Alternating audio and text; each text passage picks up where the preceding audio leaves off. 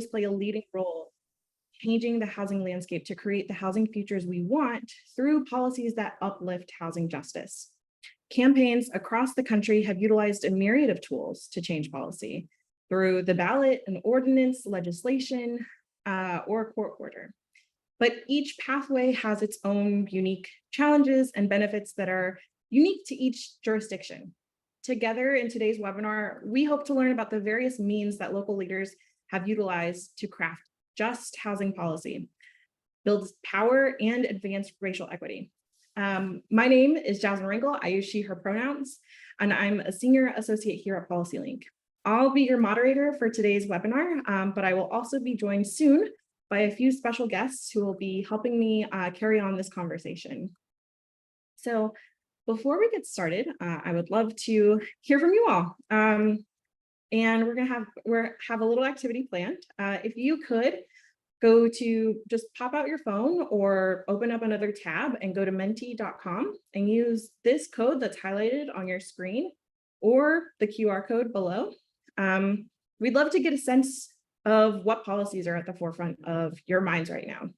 Specifically, what policies are you most interested in pursuing in your jurisdictions? Grab your phones or open up a new tab and go to menti.com.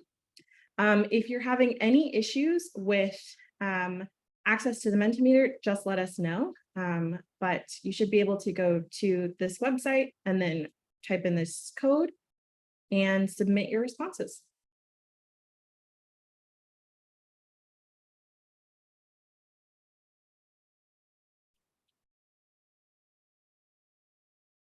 And as everyone's submitting their responses, we can see what everyone's kind of prioritizing at this time.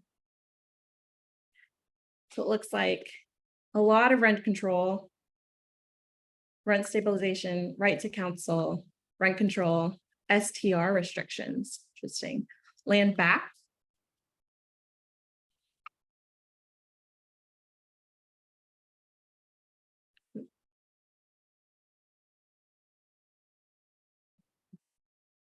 Great, lots of rent control. And then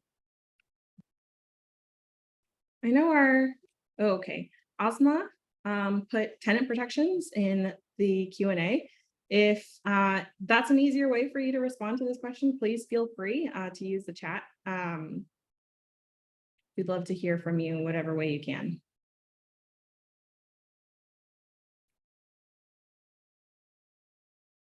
Short-term rentals, yeah.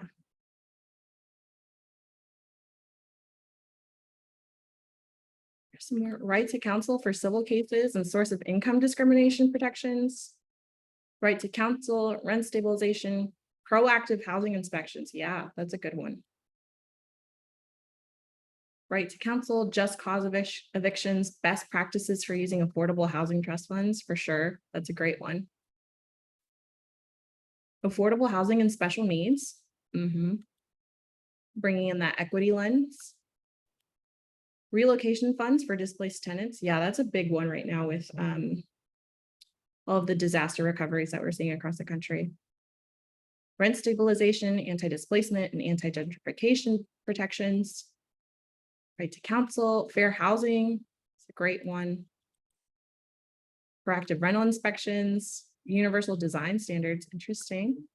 Anti-displacement, good cause, inclusionary zoning, yeah. Great, well, thank you all so much for anti-harassment. These are great, keep them coming. We can share some of these results. This is awesome. These are really great policies that will bring such a deeply needed respite to communities across the country facing the brunt of the housing crisis. Now we're going to transition to a presentation by Ben Kelley to give us just a bit more background about the policy pathways you all can take to achieve these priorities. So I'd love to introduce Ben for a second. Ben Kelley is a communications and public affairs professional based in Denver, Colorado. He works with public and private sector clients in land use, urban planning, affordable housing policy, and local government affairs. He has a background in campaigns and public opinion research with an emphasis on ballot initiatives related to public infrastructure at the local level.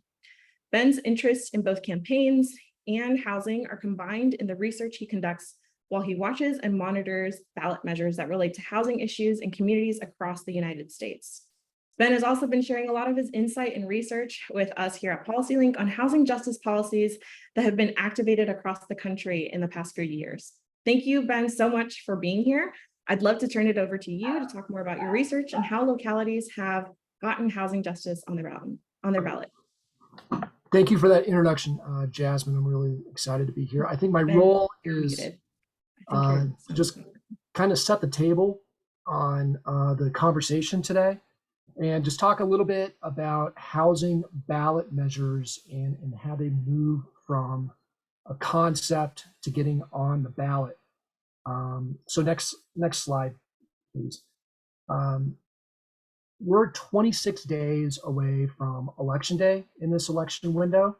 And where I live in Denver, like I will probably get a ballot in my mailbox at the end of next week. So voting is just about to start. And in the research I do, I kind of look for housing related, either directly related to housing or housing tangential ballot measures in jurisdictions of all sizes in the US. And I am tracking about 50 plus jurisdictions, municipalities and counties that have housing related ballot measures that their voters will decide on. And then if you add in the municipal election cycle, which is usually in March, April, and May, where there were, I count, about 15 housing related ballot measures.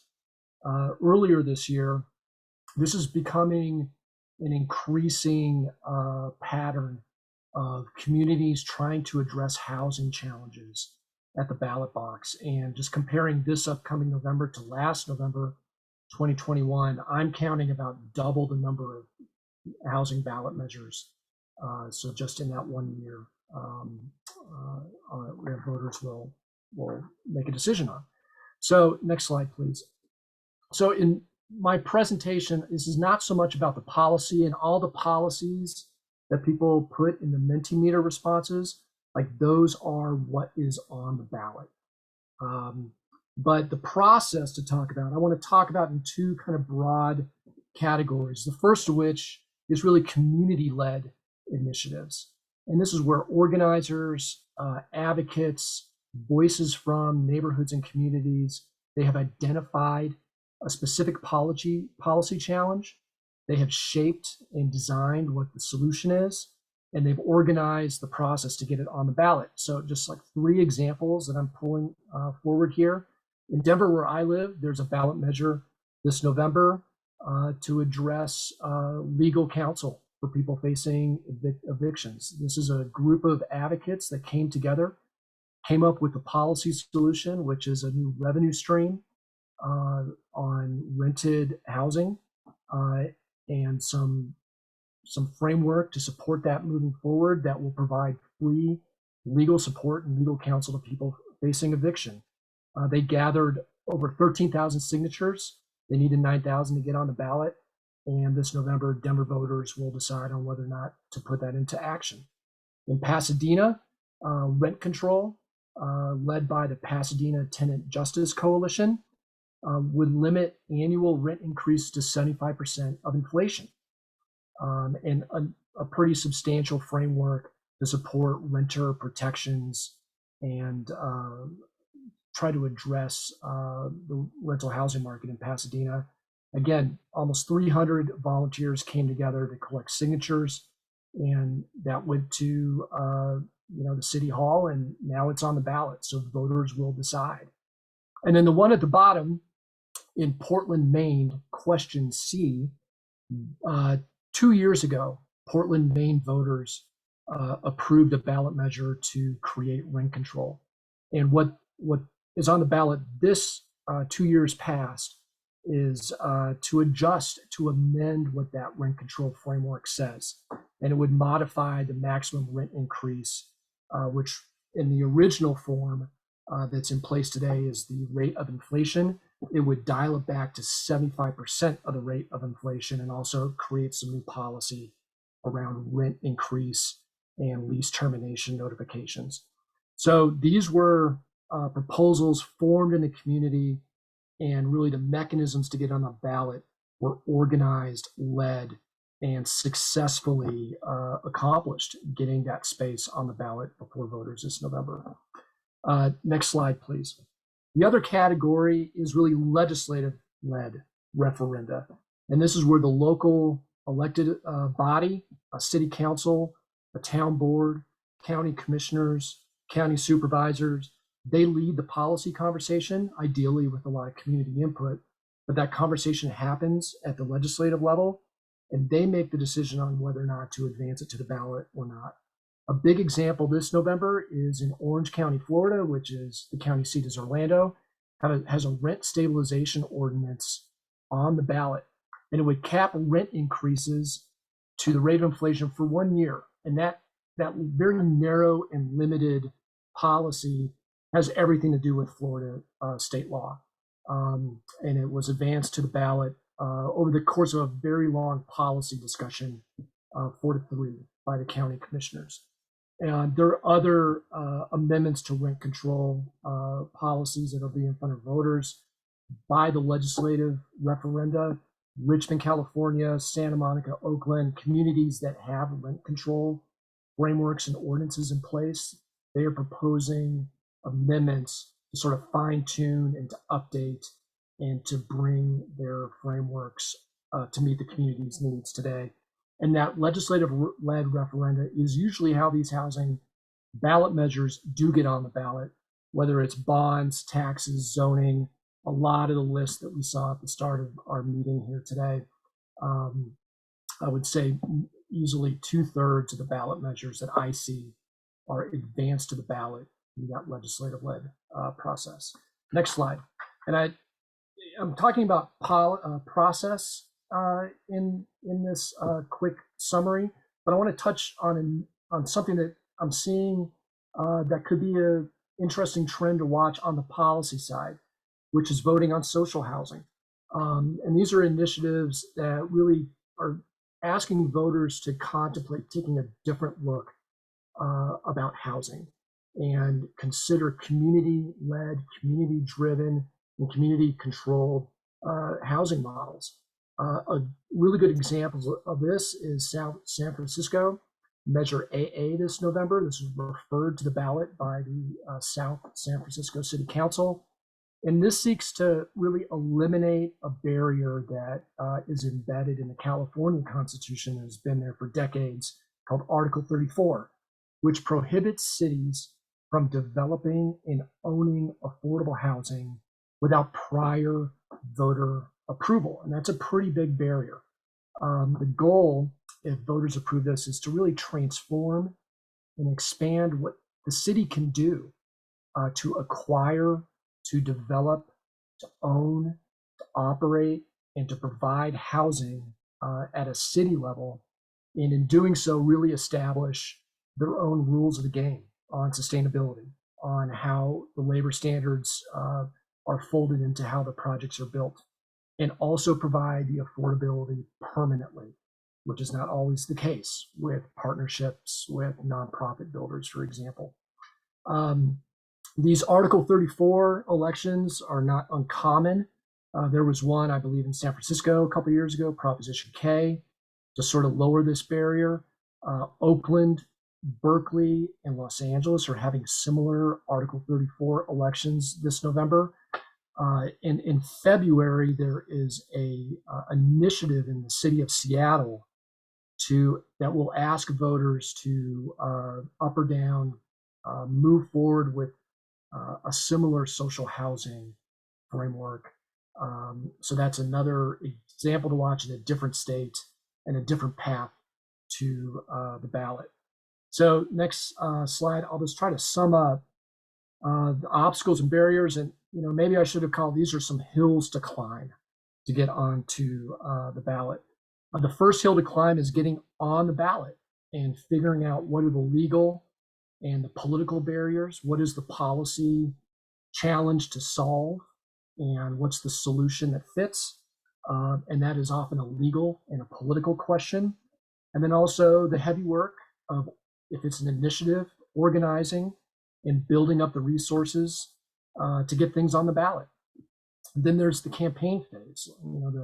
The first hill is getting that space on the ballot. And then there's the campaign. You need the resources and the money to organize and to handle voter contact and do GOTV. There's competition for voter awareness, especially in a midterm cycle like this, where the ballots are very crowded and there's a lot of issues for people to make decisions on. And then another thing I've learned in doing this research is there's often a hill to climb after the election. There's legal challenges. I talked about the Orange County rent stabilization ordinance. There was a lawsuit filed by the Apartment Association and the Realtors Association to keep that off the ballot. That was unsuccessful, and there's every indication that if this is successful with voters, that there will be another legal challenge at its legality under the Florida Constitution.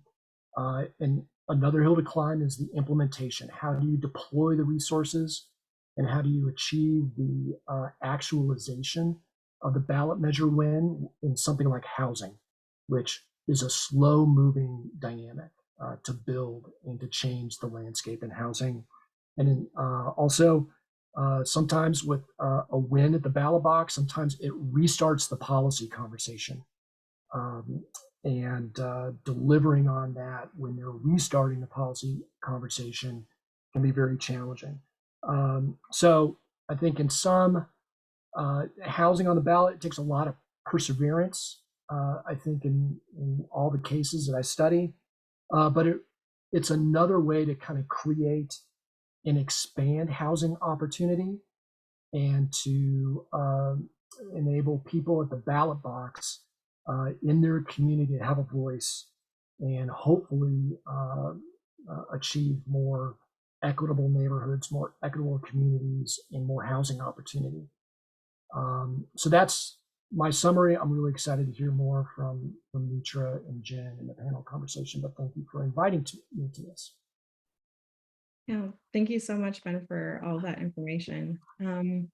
I'd love to transition now to a panel discussion with the folks who have firsthand experience putting housing justice on the ballot.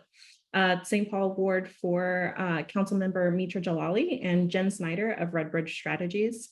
And while we're hearing from our guests, I encourage you all to put your questions in the chat so we can definitely try to open up this discussion to as many people as possible.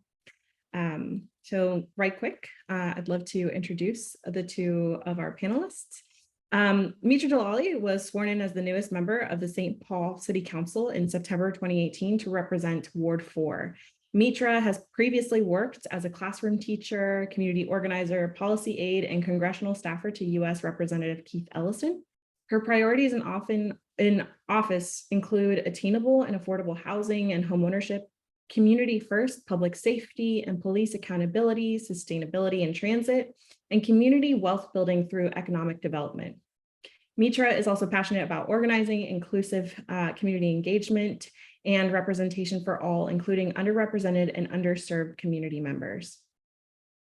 Councilmember Mitra also helped support and kind of was one of the leaders for the Keep St. Paul Home rent stabilization campaign. So excited to hear from you. And Jen Snyder is the co-founder of Redbridge Strategies, a leftist consulting firm in San Francisco. She's an organizer, former campaign manager, and legislative aide who helped found the local Democratic Socialists of America chapter in San Francisco and managed 2018's Battle for Right to Counsel in San Francisco.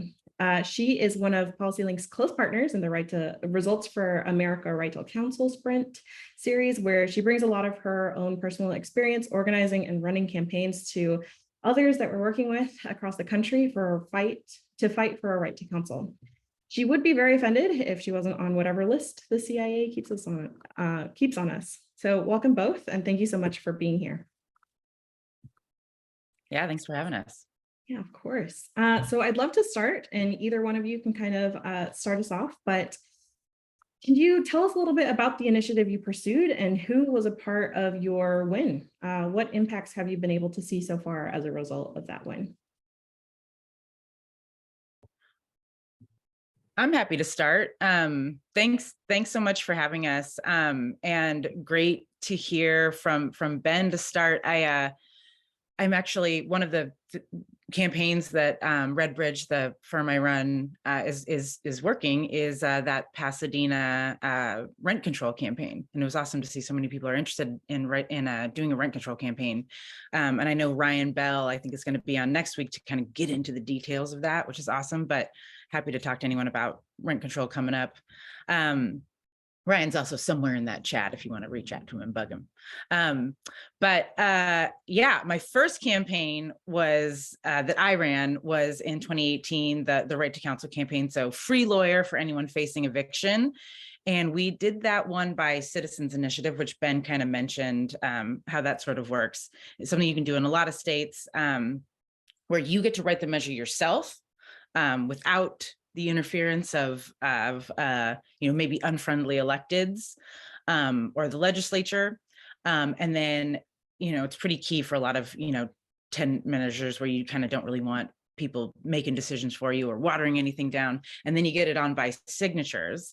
And in San Francisco, I think we turned in like 22,000 signatures, and I think we needed 11. So that was pretty cool. And it was just us writing our dream and then selling it to the citizens of the city. We basically just found that with our raging eviction crisis in San Francisco, the people were just moving really unnecessarily, right? They thought they were breaking the law somehow, and they just bounced, right? Or even if they knew that they were right, they were like, I'm not about to pay, tens of thousands of dollars to win some long court battle, money they just didn't have.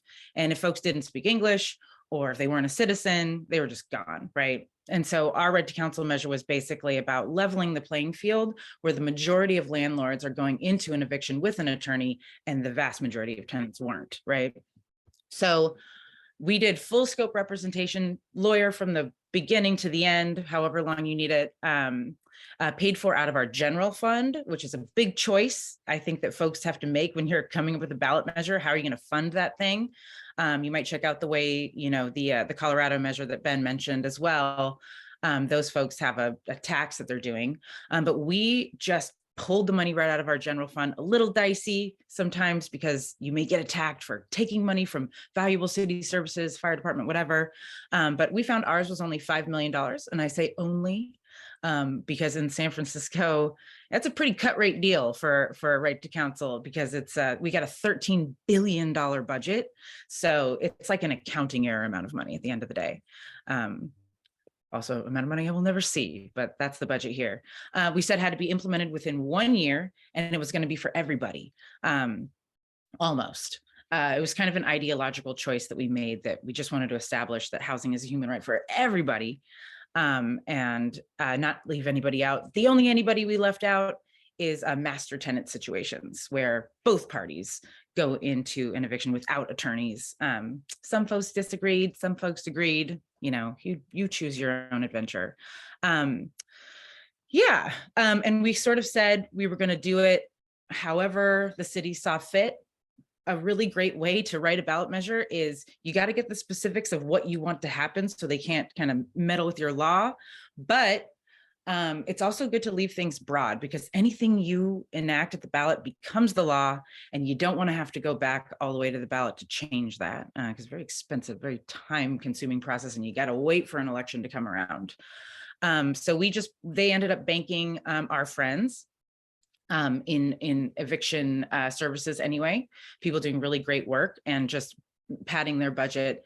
And we're still creeping up to really fully fund that program. But at our table was tenants unions, more high-powered eviction attorneys who were just really into Gideon, housing rights committees, and then really importantly, DSA. I'm a socialist. Maybe you're a socialist too, and if not, it's okay. No one's perfect, and there's still time. But we had sort of chopped things up into like who'd be responsible for data and like getting all the great research done, and that kind of fell on the folks who are doing the work in eviction. Who was going to be in charge of money, which fell on a lot of the more high-powered attorney folks, and just dialing for dollars over and over. And then beautiful field, which was DSA, knocking all of those doors, pounding the phones, making really great persuasive arguments. I talk too much, so I'm just going to pause there. I could say a lot more things. I'm just going to wait back for my turn, but yeah, that's our Yeah. basics. That's great. Thank you so much, Jen. Yeah, Mitra. Great. Well, thank you. Thank you, Jen, for taking the lead. Hi, everybody. My name is Mitra Jalali. I am really, actually just very floored. There's like 100 people here to learn about what we're talking about. And I am just really honored and grateful and thankful to PolicyLink for putting this together. I am a city councilwoman in St. Paul, Minnesota. I ran for office in 2018. I am an Iranian American and Korean American, daughter of immigrant parents. I am a queer woman of color. I go by she, her pronouns. I'm a city councilwoman. I'm in the community where George Floyd was murdered by the Minneapolis police. I have led my community and served my community through a period of international civil unrest and historic uprisings. And I'm saying all this because I think that just like informs the way I experience this work, like right down to just how it feels in my body to like do what I do right now. And it is just extraordinarily personal. It was personal for everyone who worked on the Keep St. Paul Home campaign. It continues to feel very personal. And so in the Twin Cities, we are in a place where, and I know that many of you are coming from a place like this, there's a lot of progressive ideals and like selective data sets that get lifted up to talk about the quality of life here. And then when you break that out for people of color and Indigenous people, suddenly the story is not something that we want to necessarily say we're so proud of. That is like the conditions politically in which the Keep St. Paul Home campaign entered into our community conversation about housing justice. I'm not in the business of erasing brilliant women of color from their work. So I want to appreciate Tram Huang, who's on this call and works at PolicyLink. She worked with me in the city of St. Paul as a community advocate on multiple different tenant protections before helming the Keep St. Paul Home campaign. So when I talk about my role in the campaign, I want to make it clear that it is a community coalition that really pushed this conversation and drove it and brought it to our city. And I would consider myself like the elected arm of that, working to play the role that I think movement elected leadership can play, like navigating systems and bureaucracy, translating policy with adherence to both the substance of it and the values of it, advocating for more equitable processes, just getting intel. Sometimes I feel like being a transformational elected official is like robbing a bank. Like you just have to get in there and know where all the codes are and know where all the tripwires are and like get things out of the government for your community. So that is a lot of what my role has been. If you are listening to this call and you remotely follow housing policy and you have a Twitter account, I'm sure you've heard some variant of the city of St. Paul, Minnesota has passed the most restrictive rent control policy in the entire world, and development has cratered, and nobody wants to develop anymore, and this is like a disastrous policy. Like that narratively is what I was reading about, and it really like what's the word I'm looking for? It solidified for me the way that organized money works to create narrative that frames policies that actually like really matter for the most vulnerable people in our community. And I think that the whole journey since the November 2021 ballot initiative to pass the rent stabilization policy we have now, it is in many ways a reflection I'm still actively participating in about if they have the money and we have the many, right? The many people, how can we organize story and create counter narrative to change the story within that story, which is like, how do we get housing stability, like period, question mark. And the battle ideologically that I felt like we were having and continue to have is a school of thought that says the best way to get housing stability and housing justice is to let the market build all the time, anywhere, as much as possible with as little restrictions as possible, so that the supply shortage is ended and more homes exist. Versus like we need goodwill to not be public policy. Like we can't hope that these benefits trickle down to like our constituents and families. And what we need is actual like guaranteed stability in policy and investments that help people stay stably housed. And rent stabilization is one of an array of things that we need in order to accomplish that. We're not only trying to solve a supply shortage, we are also trying to solve immediate displacement threat, discrimination in the rental market. So like, you know, a huge disparity in community ownership. I could go on and on. So I think if you're coming to this call, you understand all that, and you probably are like an internet meme picture of this is your brain on housing Twitter, this is your brain on rent stabilization. Like it's a lot. But I'm negotiating and navigating all those things too here in my community. So I'm here to learn as much as to listen. So I don't want to necessarily ramble. I just wanted to kind of like paint some broad strokes for you all of how I'm coming to this conversation.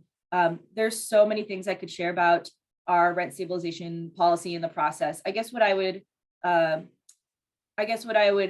to sort of wrap up my answer to this opening question of, you know, who was a crucial part of your win? What impacts have you seen so far? I keep coming back to, we are the only city in the upper Midwest with any form of rent control or rent stabilization. And it is because that policy came from the community, which is more empowered at the ballot and in the popular democracy process than they are like within City Hall, period. And the most protective policies are very likely to come from the community, where you can originate things in the realities people are navigating, where they are more politically disenfranchised, more economically disenfranchised. Whereas I've worked on lots of policies that originated at City Hall, and I'm fighting the city attorney, and I'm fighting the bureaucracy and the staff who are the technical advisors. And I'm fighting my colleagues who also have election certificates and are part of the ecosystem. And like it can feel so stuck. And so starting inside the system matters. And I wouldn't be an elected official if I didn't believe in that. And community power combined with that leadership, quote unquote, on the inside, that is actually how we are still the only city in the upper Midwest with this policy. And it is because the community said, we're not waiting for you all who are elected and interested to do something. We are going to bring this conversation to you. So I'll stop there. I really appreciate this space and excited to talk with you all more. Yeah, thank you so much. That's a lot to take in. And I think for me, what resonates the most is just the energy that both of you bring to a consistent fight, right? Like it sounds like you won, but the win is ongoing, right? So with that, I would love to just get your advice, your thoughts on what you would provide to other localities who are looking to pursue this long-lasting, impactful housing justice policy, like rent control or like a right to counsel. Like, what advice would you give? And then I'll transition to some of the participant questions. I mean, I think, you know, the council member, thank you so much. I mean, I think you really summed up a lot of like, it's like that deep need for like hard commitment from the folks who give a damn as much as you do. I think it's like finding people in your community who have that crazy unbridled desire to make systemic and serious change, and then tap them to work with you. And building that coalition is super crucial because we can't do it alone. Like, you know, it's like, if you want to go far, you go together. I mean, and I can't even tell you how much I resonate with like what you're saying about like battling the folks on the inside becomes half the job, right? It's like, it just becomes like this massive ideological battle. And in San Francisco, it's like, I think people consider us this weird, like liberal biodome, like about to fall off the country or whatever. But, you know, we have such struggles there. You know, we have like, I mean, a mayoral administration that is super unfriendly to tenant organizing and, you know, just constantly butts heads with our all the progressives in San Francisco. There's like this, you know, every city has these gnarly little battles going on all the time. It's like your side versus their side, struggle or whatever. And San Francisco is totally no different. And, you know, one thing that I saw a question in there about like, you know, struggling over, you know, ballot language and things. I mean, we have had so many, just in the right to council measure, we had a conflicting measure pop up simply out of spite, which was funny, but because we ended up winning. But it was like, you know, we were out there collecting signatures on the street, and then suddenly the mayor came up with the same exact thing, just a really watered down version. So there was like a piece of it that said like, oh, if a tenant alleges that there was harassment, or a landlord alleges that there was harassment on the part of the tenant, even if they just allege, then those folks wouldn't be able to use a lawyer, which is like a ridiculous loophole, right? And I think it just really points to like the absolute need to just really out organize people, you know, like just do all the press conferences you can, utilize public comment, hijack, you know, and crash other events that the other side is hosting, right? I feel like people can really smell phoniness, and they can also smell genuine people who are really trying to base build and like build a better future for us all. And I think the other thing I would say for advice is like some other stuff that Ben touched on, which is like, you really have to have a super solid field and fundraising plan. Like you have to have a plan that's stacked out every single week of what you have to do and the metrics that you have to hit. Like, you know, it's really remarkable. I'll tell you, like the folks that I work with on the measures that we're doing, it's really amazing what happens when you just set up a few accountability measures and benchmarks. You know, like if you've never done it before, tap somebody who has, right? Like somebody who knows like the fast-paced reality of campaigns and how to get folks to come out, how you can have really big crowds, you know, folks who can help you get the discipline you need. Because you know, I feel like sometimes people think measures are just like, it's on Twitter somehow, and like it's on debate somehow, and it's online somehow. But the real meat is like talking to voters at the door and on the phone and using deep persuasion to get your point across, you know, because that's where the organizing can happen. It's like, in a way, a ballot measure is just like an excuse to have something to talk about when you get to that door. And there's so much more organizing that you can do once you've got those contacts, right? Yeah, it seems crazy to say, but like actually making a plan is like probably one of the biggest things that I see folks like jump into a measure and they're like, you know, suddenly it's fundraising comes up. Suddenly, you know, you got to do 1 million turnout calls, and just, you know, finding folks who have done that before and can help you set up those things, I think is like one of the most important things. And it's a lot of work, but it's really fun and rewarding. It brings people together in the shortest time period possible, more than anything I've ever seen. And it's just very beautiful to struggle together. Yeah. Don't take any vacations. 6 months of doing nothing with this. Yeah, I have lots of thoughts and advice. So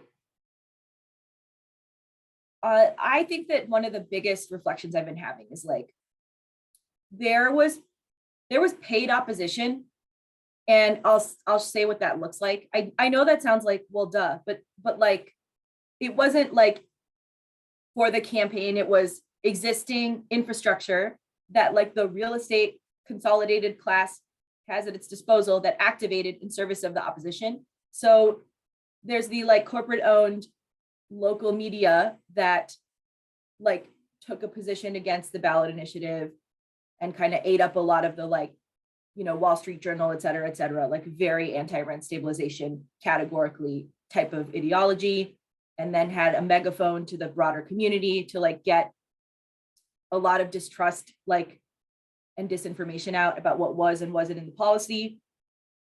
There were just local people who, you know, they're paid columnists and they just got to sit there and like write. So while our people were on the doors, they were like just writing stuff.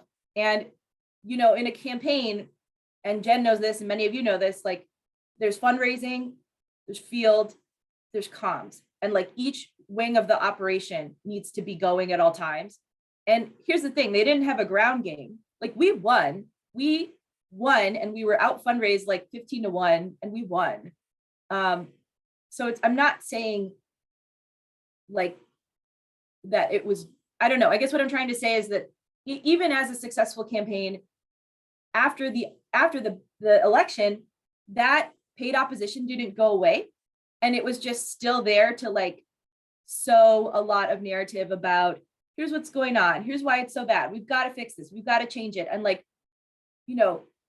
just under a year after we passed this policy, in fact, this happened, last month or just a few weeks ago, our city council voted to like pass huge changes that in many ways like gutted the policy the voters passed. I voted against those changes. We had like a second process where we were trying to renegotiate a lot of this. So when Jen was talking about like, be very thoughtful about what is in the policy and be aware that like it will get either literally litigated, like there will be lawsuits, et cetera, or it will be politically litigated, like there will be a policy battle over it. Like that's literally what we live through. So I think that like being really ready from the outset with like, here's our message box. Here's our like SWOT analysis, like strengths, weaknesses, opportunities, threats, right? Look up that campaign tool, use it for your issue, and like organize in a high level way so that when the landlords put together $4 million in the last 10 weeks of the race, like we saw that they did in Minnesota, you already knew that was coming and you had like 4 different strategies to reach other, groups of voters. And, when like you win, and then there's going to be this second leg of the marathon, which is like salvaging and protecting the policy within the government, you have built up this like ecosystem that is there in the next iteration. So I think it's just, there's different phases to the operation. And, there's a lot of, so a lot of this has to do with like coalition work. There's a lot of trauma in our work, y'all. There's a lot of it. People are very hurt from their experiences with systems and the government. And then people are very hurt from their like interpersonal lives. And then they're hurt from like, just like for what we're fighting for, we're more used to losing than winning. And so people have like a dysfunctional relationship to power, and that shows up in like all these ways. And so it's so important in the organizing side and the community coalition and all the relationships, like to find ways to like heal and make space for, we're going to have a strategy disagreement now. It's not going to feel good. It's going to be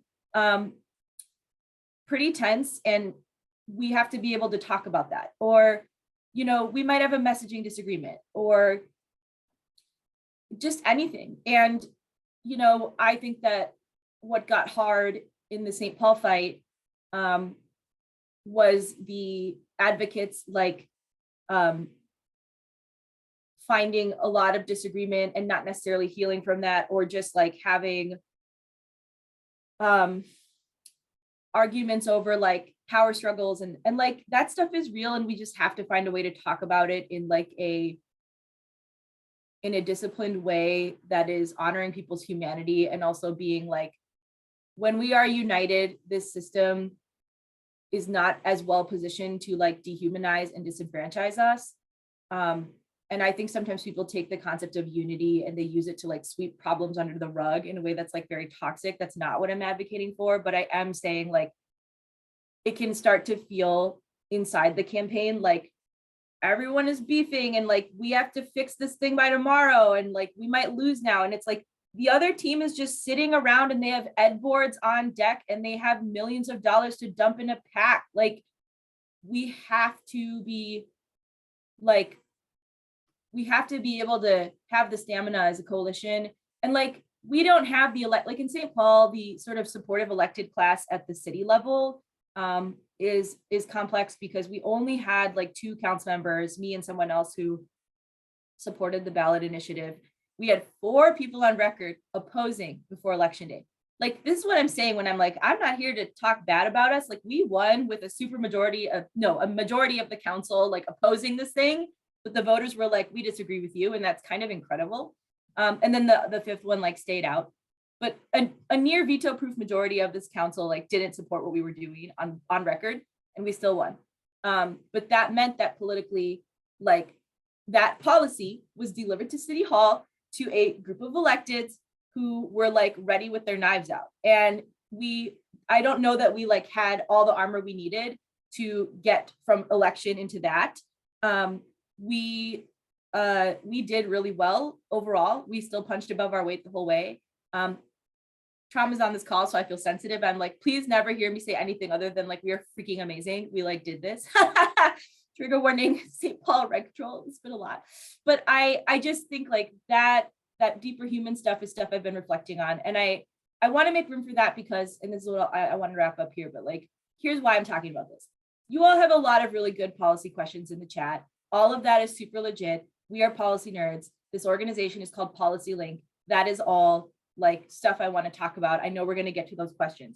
I really yearn for, like, a way of politics that's, like, not only are we policy badasses, but also we are good at, like, healthy coalition cultivation. And also we have an inside game where people like me and Jen are, like, fighting with bureaucrats who've been, like, ossified over 14 administrations and don't even care anymore. Like, there's so many arenas for the fight.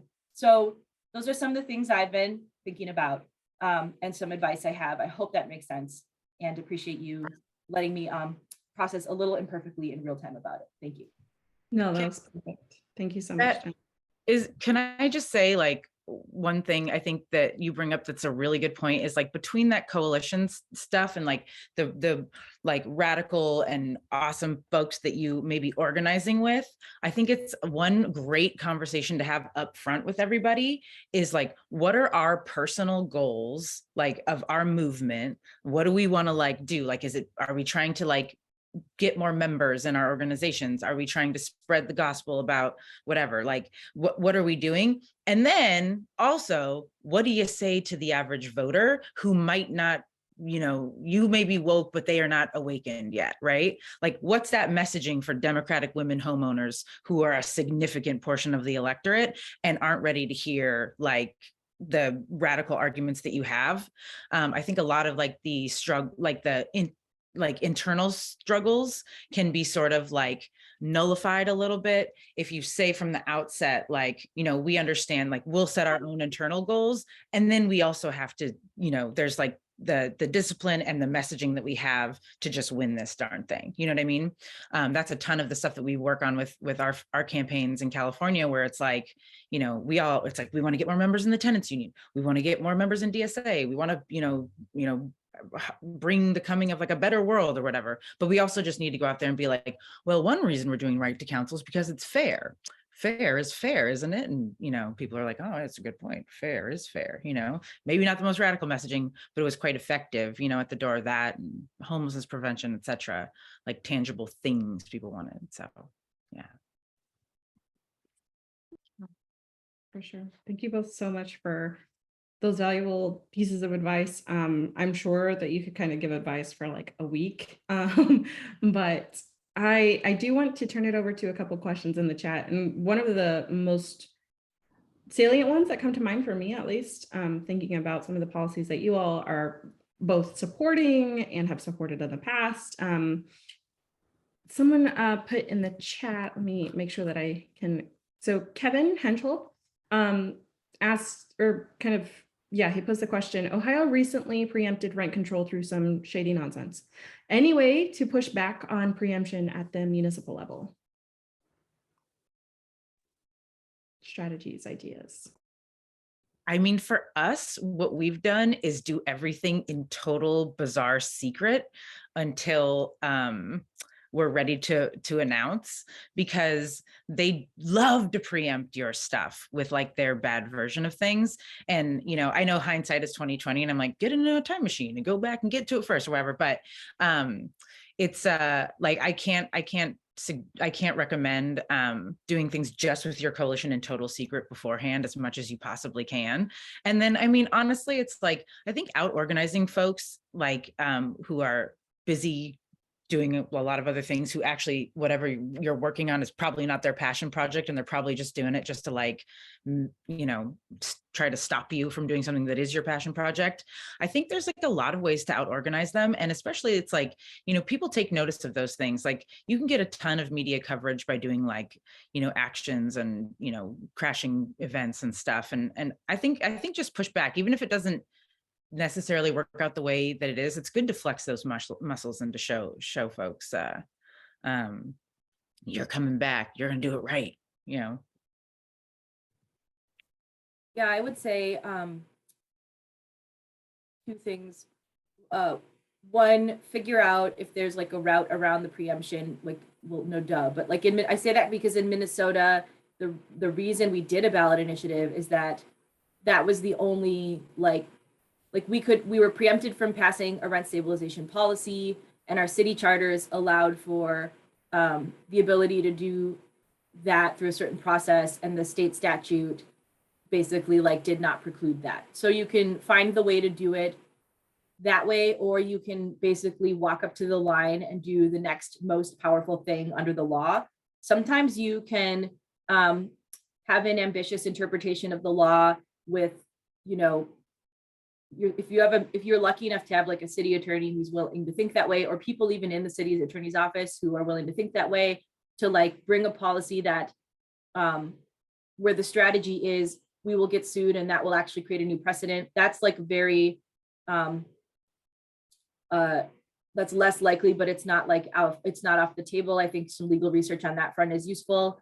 And then, passing the next most powerful thing within your power and using that as a chance to say, the reason that we can't do more is because there's this state preemption, and we need people running for office at the state level to like champion legislation that will eliminate this preemption. Like you can stack your battles and have like one fight also being a messaging opportunity for like kind of the next one. And so I think those are some ways that I could see strategy around it. And it really depends on your immediate context. So I'm very happy to think through it more, but those are some ideas I have from Minnesota, in a state that is generally considered like pretty weak for tenant law, did have preemption except for the ballot initiative exception and kind of what we have done in that context.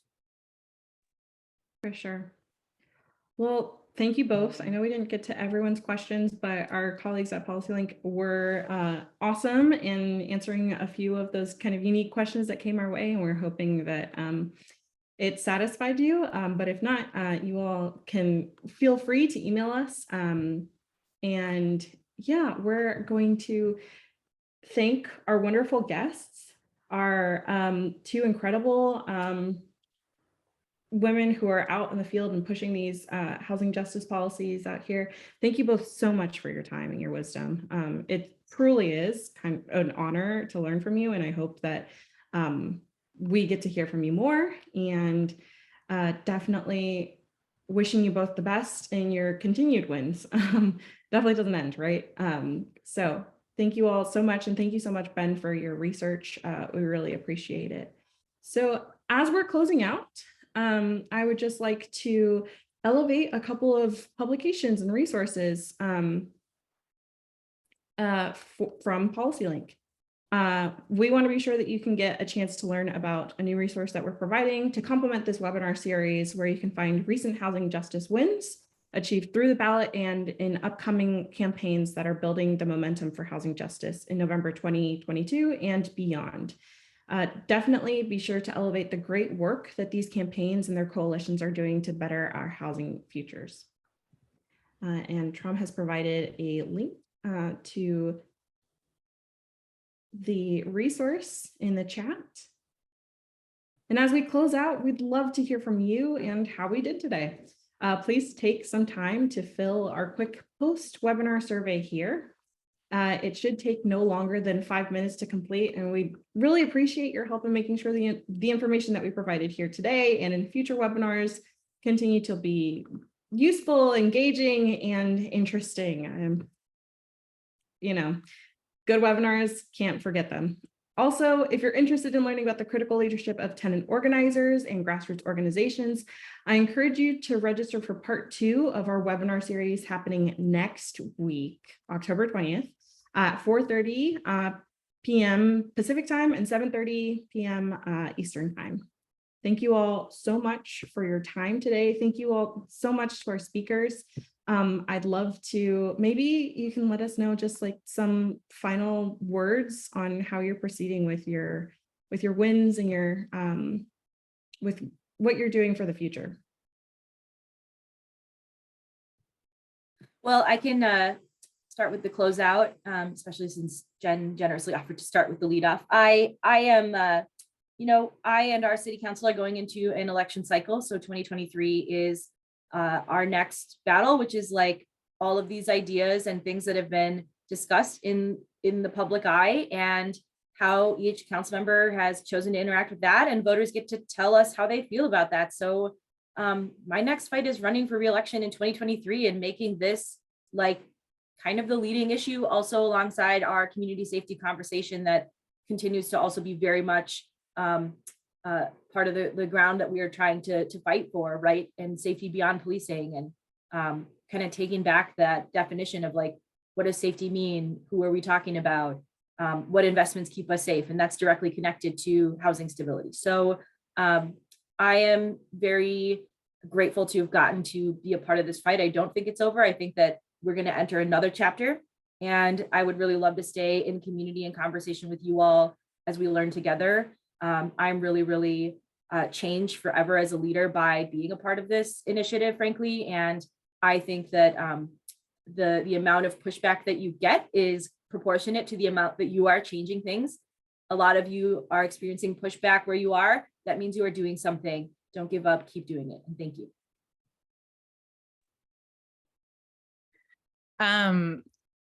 So I'm embroiled in a large election web at the moment. We've got our Red Bridge has 5 different ballot measures going, and it's all coming down to November 8th here in California.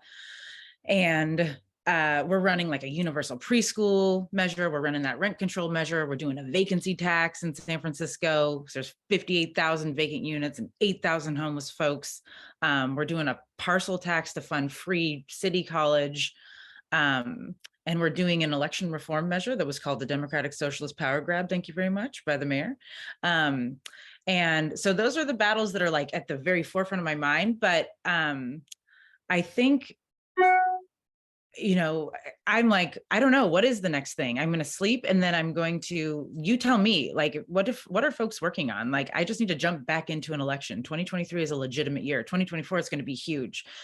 Those big electorate years are the time for folks to push big taxes. So yeah, the future is like just continuing to fight these battles and figuring out how we can best inject our messaging into these electoral things, continue to have a great excuse to knock on a regular person's door and get them, you know, in between their 2 jobs and they're worried about how they're going to retire, get them involved in how we're going to save the planet. That's the plan. For sure. Well, thank you both so much. Thank you.